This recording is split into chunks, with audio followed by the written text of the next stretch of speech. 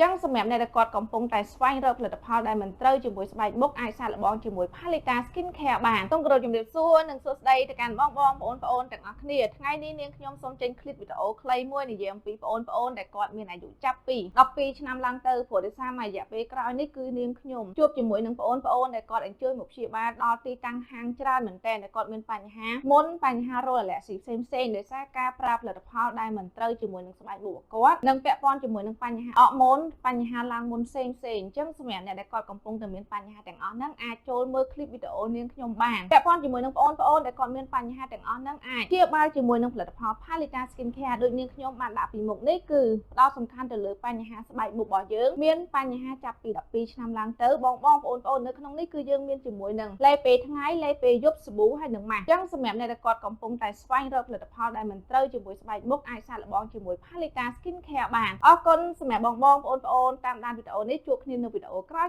ៗទៀតបាយបាយ